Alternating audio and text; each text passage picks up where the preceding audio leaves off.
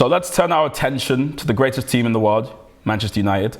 But on a more serious note, Mason Greenwood and the decision they've made after the internal investigation has concluded. Now, for those who don't know, Mason Greenwood was playing for Manchester United, but was suspended in January 2022 after he was arrested on suspicion of rape, assault, and making threats to kill.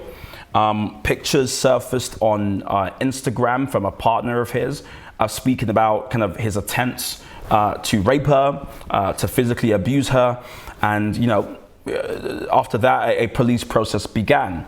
Charges were then dropped just before trial when the prosecution felt like they didn't have enough to actually get a conviction, and then Manchester United began their own internal investigation trying to ascertain the facts and make an informed decision.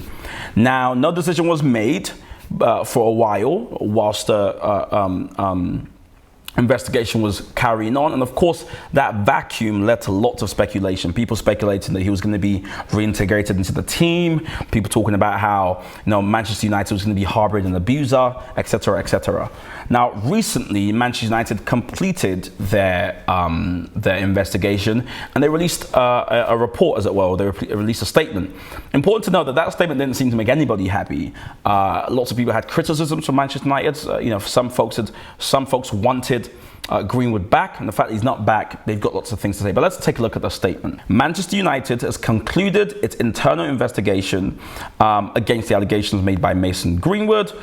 Our processes commenced in February 2023 following the charges against Mason being dropped. Throughout, we've taken into account the wishes, rights and perspectives of the alleged victim, along with the club's standards and values, and sought to collate as much information and context as possible. This has required us to proceed with sensitivity and care to obtain evidence not in the public domain, including that from those with direct knowledge of the case.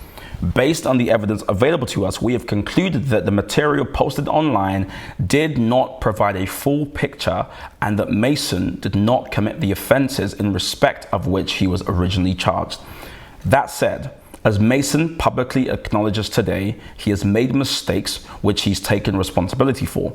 All those involved, including Mason, recognize the difficulties with him recommencing his career at Manchester United. It has therefore been mutually agreed that it would be most appropriate for him to do so away from Old Trafford, and we will now work with Mason to achieve that outcome. Now, as you can imagine, many people thought that was a nothing statement. It said nothing.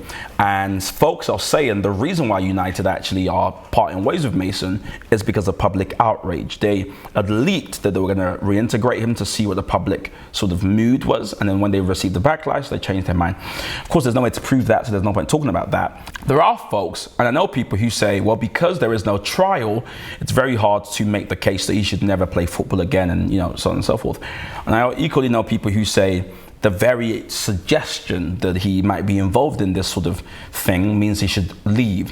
And I think it's important for people to understand that football is unlike any other job in the world. You are paid an obscene amount of money to do something that a lot of people wish they could do. You're a role model, whether you like it or not. That comes with the territory. And as such, like most celebrities, being a footballer, whilst your skills are important, it's also a management of your brand, of your reputation. It's an industry where people literally come and cheer for you. Kids have to want to wear your t-shirt or your shirt. Kids have to want to wear your boots. The endorsement deals matter. They literally sing your name. So if for some reason a club doesn't feel like people can do that anymore, well, you're as good as useless, unfortunately, even though you might have the greatest skill in the world. It's not one of those jobs you can say, I have the legal right to be here and I'm going to do it in private and keep my head down. Unfortunately, you're surrounded by thousands of people every week shouting your name. And so it seems as though the reputational damage has been done and it's too deep. And with lots of women groups saying that they're going to walk away from the team if United made the wrong move, you could see how deeply felt the anger and the outrage has been. For that reason, I think it makes total economic sense that Greenwood had to go, irrespective of what they found. They could have found that it was all made up and he still would have to go, because unfortunately, people don't believe that narrative. People have lost trust for him. Their kind of relationship with him has been kind of tarnished beyond repair. And so he had to go. And it will be interesting to see what he does next, of course. But it shows you